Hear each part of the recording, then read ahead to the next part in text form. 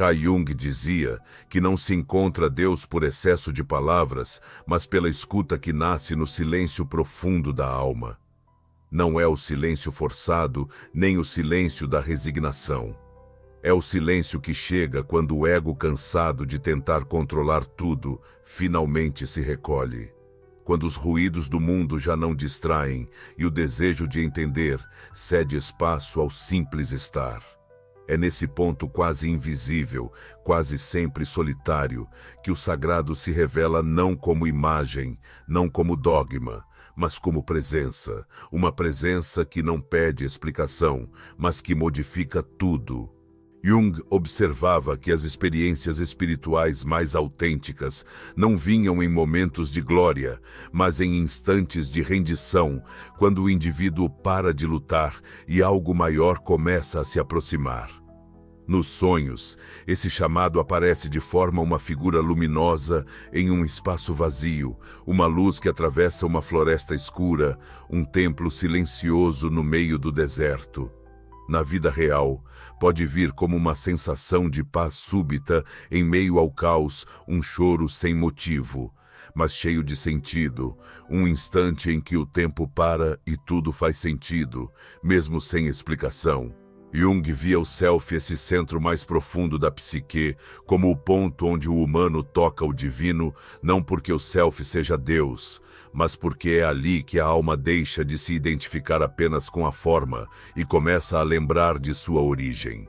E essa lembrança não vem com barulho, ela vem quando tudo se aquieta por dentro.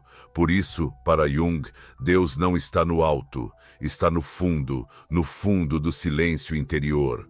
Talvez nesse momento você já tenha sentido isso não como crença, mas como algo que se impôs de forma suave e irreversível, como uma presença que sempre esteve ali, esperando que você também estivesse. Carl Jung dizia que cada ser humano carrega consciente ou inconscientemente uma imagem interior de Deus. Mas essa imagem não é Deus. É um reflexo simbólico, uma construção psíquica, um espelho das vivências emocionais mais profundas. Desde a infância, essa imagem começa a se formar. Ela se molda pelas relações com figuras de autoridade, ambiente espiritual, onde se cresce pela forma como o amor e a dor foram vividos nos primeiros anos de vida. Por isso, para Jung, quando alguém diz "Deus é assim", na verdade está revelando o próprio estado interno.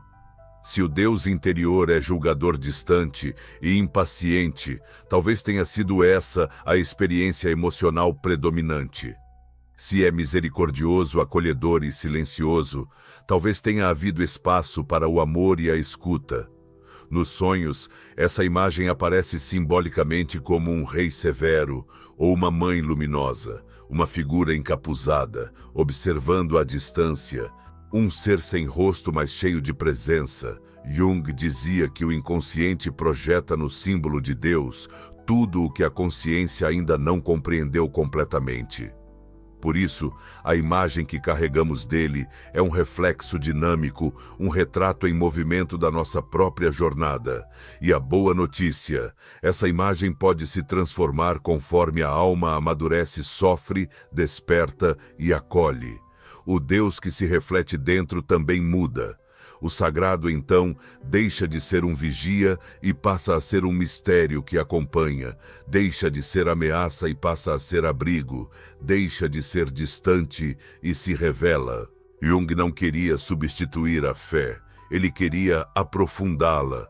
Queria que cada ser humano pudesse fazer o caminho de volta à própria imagem de Deus e ver se ela ainda faz sentido ou se está na hora de deixá-la evoluir.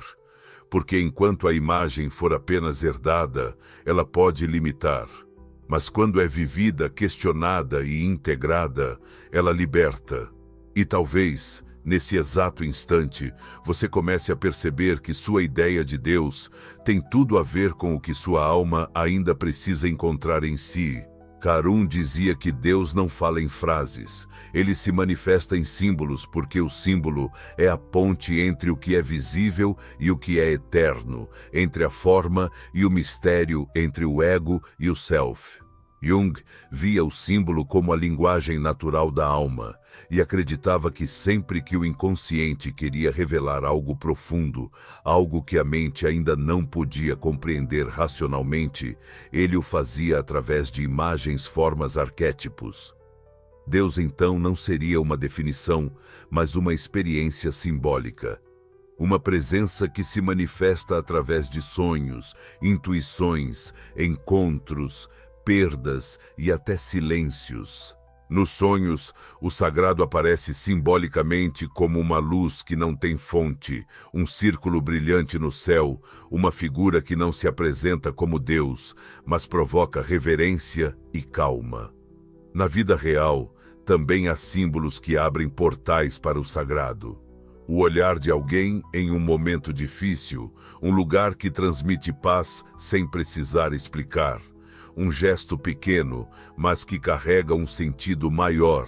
Jung dizia que a psique é naturalmente religiosa, não no sentido institucional, mas no sentido de buscar reconexão com algo maior. E o símbolo é esse elo, o que nos conecta com o invisível, o que revela o que não pode ser dito, o que traduz o que a alma já sabe, mas o ego ainda não entende. Por isso, tentar capturar Deus com palavras é sempre limitador, mas vivê-lo por meio do símbolo é se abrir ao mistério com humildade. E nesse encontro simbólico, algo acontece. Você não sai com respostas, sai com silêncio, mas um silêncio fértil. Aquele em que a alma não precisa mais se explicar, porque finalmente se reconheceu como parte do todo. E talvez seja isso que o símbolo oferece. Um lugar para o sagrado respirar em você, sem precisar de permissão. Carl Jung dizia que muitos só encontram Deus quando tudo o que acreditavam desmorona. Não por fraqueza, mas porque o colapso abre espaço. Quando o ego perde o controle, quando os planos falham, quando o chão desaparece, algo dentro de nós se quebra. E nessa fresta, o sagrado entra não como resposta imediata, mas como presença, como um silêncio denso que paradoxalmente acolhe. Jung observava isso em muitos de seus pacientes, pessoas que diante do sofrimento da perda, da crise de sentido, sentiam algo que jamais haviam sentido antes. Não uma crença, mas um chamado. Era como se a alma dissesse: você chegou no fim do caminho que o ego sabia trilhar. Agora é outro tipo de estrada. Nos sonhos, essa virada aparece como uma queda que termina em luz, um templo escondido sob os escombros, um deserto que começa a florescer após a rendição. Na vida prática, esse encontro pode vir como um choro sem explicação, um momento de rendição total em que você só consegue dizer: eu não sei. Mas um silêncio tão profundo que parece vir de outro plano. Jung dizia que esse ponto de não é destruição, é reinício. É o momento em que o ego se curva e o self começa a emergir. O sagrado, então, não vem de fora. Ele desperta de dentro. É como se Deus estivesse esperando desde sempre que você parasse de correr, de tentar controlar, de resistir. E quando isso acontece, o que chega não é resposta, é paz. Uma paz que não anula a dor, mas que diz: você não está sozinho. Talvez seja por isso que tantas transformações profundas começam com uma queda, porque é lá no fundo que a alma aprende a escutar o que o barulho da vida sempre impediu de ouvir. E o que ela escuta não é uma explicação, é uma presença que diz: eu sempre estive aqui esperando você silenciar. Carl Jung dizia que o self é a totalidade da alma, é o centro organizador mais profundo da psique. E ao mesmo tempo é o lugar onde o sagrado se manifesta, não como um Deus exterior, mas como um núcleo interior que transcende o ego e conecta a pessoa com algo maior do que ela mesma. O self não se impõe, ele se revela quando o ego se cansa de tentar controlar tudo. Quando há entrega, escuta-se o silêncio. Jung via no self a morada simbólica do divino e dizia que as grandes religiões do mundo em sua essência sempre apontam: Deus está em você, não como uma ideia, mas como uma presença viva real e experienciável. Nos sonhos, o self costuma aparecer como um centro luminoso, uma mandala, uma figura que une opostos: jovem e velho homem e mulher, sombra e luz. Na vida prática, o self se manifesta como intuições profundas que acalmam, percepções que o caos. Uma sensação de unidade que aparece mesmo no meio da dor. Jung não dizia que o self é Deus, mas que ao entrar em contato com o self, a alma tem uma experiência do sagrado. É como se a pessoa se lembrasse de algo que sempre soube, algo que nenhuma doutrina conseguiu explicar totalmente, mas que sempre esteve presente silenciosamente no centro de tudo. Esse encontro não exige rituais complexos, ele lhe exige coragem para olhar para dentro, para atravessar o barulho, para se render ao mistério. Porque o self não grita, ele sussurra, e seu sussurro só pode ser ouvido quando a alma está atenta. Talvez por isso tantos dizem que encontraram Deus no exato momento em que perderam tudo, porque ali no centro da ausência brilha algo que não depende de crença, só de presença. E quando essa presença é sentida, a alma não volta a ser a mesma, porque quem tocou o self tocou mesmo que por um instante, o ponto onde o humano encontra o eterno. Carl Jung dizia que a alma só escuta o sagrado quando o barulho do ego se cala. Não se trata de rezar mais alto, nem de repetir fórmulas prontas, mas de silenciar por dentro até que algo maior possa ser ouvido.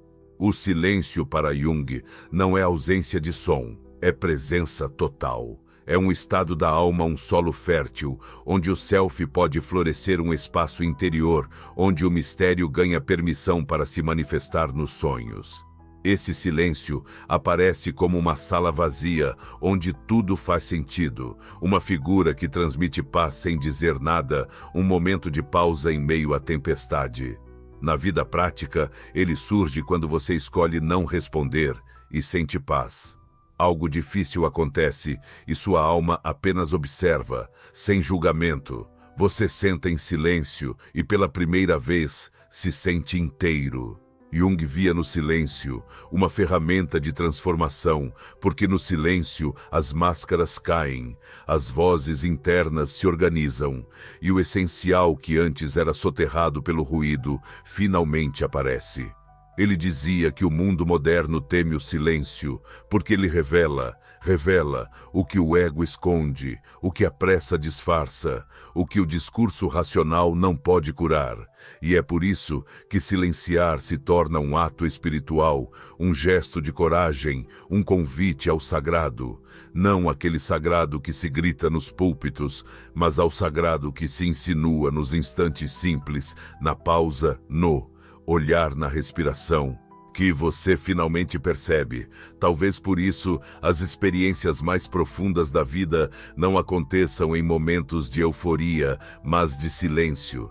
É no silêncio que você percebe a presença. É no silêncio que o self se manifesta. É no silêncio que Deus responde, não com palavras, mas com uma certeza que não se pode explicar, apenas viver. E essa certeza, uma vez sentida, muda tudo, sem precisar mudar nada por fora. Jung dizia que muitos procuram Deus nas alturas e esquecem de procurá-lo nas entrelinhas da vida. Não é nas visões extraordinárias que o sagrado se revela com mais frequência.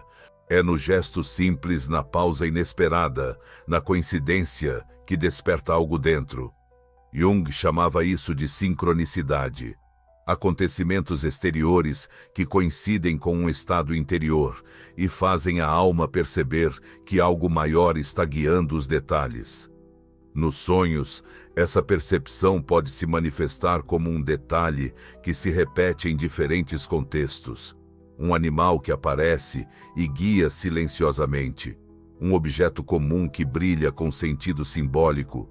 Na vida prática, acontece assim: você pensa em alguém e essa pessoa liga. Uma frase em um livro parece ter sido escrita para o seu momento. Um desconhecido diz algo que acende uma resposta que você nem sabia que procurava.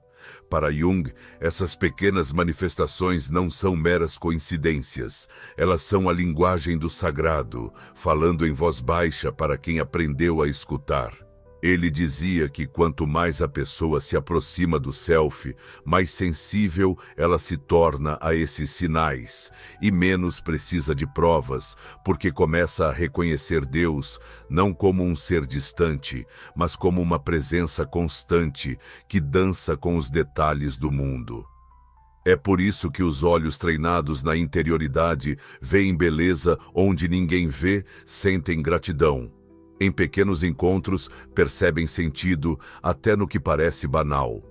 Não porque idealizam, mas porque já aprenderam a reconhecer o mistério onde ele realmente mora, no simples, no agora, no invisível. Talvez seja por isso que os mais silenciosos muitas vezes pareçam mais próximos de Deus. Eles não precisam de grandes milagres, porque já vivem atentos aos pequenos. E talvez o grande segredo seja esse: Deus não deixou de se manifestar. A alma é que se desacostumou a escutar com o coração, mas quando essa escuta retorna a vida inteira, vira símbolo e o comum vira sagrado. Jung dizia que depois de um encontro verdadeiro com o sagrado, a vida continua, mas algo dentro de você já não é mais o mesmo. Não é que o mundo mude, é que o modo como você caminha por ele muda. O ritmo desacelera, as exigências perdem força e o olhar se torna mais sensível. Depois que a alma escuta o sagrado, ela não precisa mais correr atrás de respostas porque aprende a confiar nas perguntas. Ela não precisa mais de garantias externas porque sente que há algo maior conduzindo tudo, mesmo quando não compreende os porquês. Nos sonhos, essa mudança aparece como um rio que, antes, era revolto e agora flui calmo. Uma casa reconstruída no mesmo lugar onde havia ruína. Uma estrada desconhecida que não assusta. Na vida prática, isso se traduz em gestos como aceitar o que não se pode mudar sem resignação, mas com entrega. Silenciar em discussões não por fraqueza, mas por lucidez. Escolher o que é verdadeiro, mesmo que não seja o mais fácil. Jung dizia que o verdadeiro sinal de que a alma tocou o sagrado é a serenidade silenciosa que ela passa a carregar. Não é indiferença, é presença. É saber que não se está mais sozinho, mesmo quando ninguém está por perto. Esse encontro com o divino reorganiza o valor das coisas. O que antes parecia essencial perde peso. O que era invisível ganha brilho. O que era urgência vira pausa. Você começa a viver com mais sentido, mesmo sem precisar explicar nada a ninguém. E o mais bonito, essa transformação não exige esforço. Ela se instala como quem acende uma vela em um quarto escuro, sem pressa, sem barulho, mas que muda completamente a atmosfera. Talvez seja por isso que para Jung, o encontro com o self, com Deus dentro de si, é o começo da verdadeira individuação, porque não se trata mais de buscar fora, mas de escutar o que já morava em silêncio, esperando ser reconhecido. É viver a partir dessa escuta, é viver com reverência mesmo nas pequenas coisas, mesmo no caos, mesmo no ordinário. Porque quem tocou o sagrado passa a viver com a alma desperta. Kong dizia que o encontro com o sagrado reorganiza não só a alma, mas também o modo como ela se relaciona com o mundo. Quando alguém reconhece Deus dentro de si, não precisa mais preencher o vazio em outros. A carência diminui, a expectativa perde força, o desejo de controle cede espaço à aceitação. E o amor então começa a nascer de um lugar mais inteiro, mais silencioso, mais verdadeiro. Nos sonhos, essa mudança aparece como a reconciliação com uma figura antes temida, o reencontro com alguém que agora já não provoca dor. Um coração que brilha no centro de um jardim. Na vida real, ela se manifesta assim. Você começa a escutar mais e agir menos. Sente menos necessidade de convencer e mais disposição para compreender. Reconhece que nem tudo pode ser mantido e, mesmo assim, escolhe permanecer onde a alma sente paz. Jung dizia que quando o self é integrado, os vínculos deixam de ser apenas trocas emocionais. Eles passam a ser caminhos de expressão da alma, espaços de revelação, espelhos onde o sagrado continua se manifestando, dessa vez entre dois seres humanos.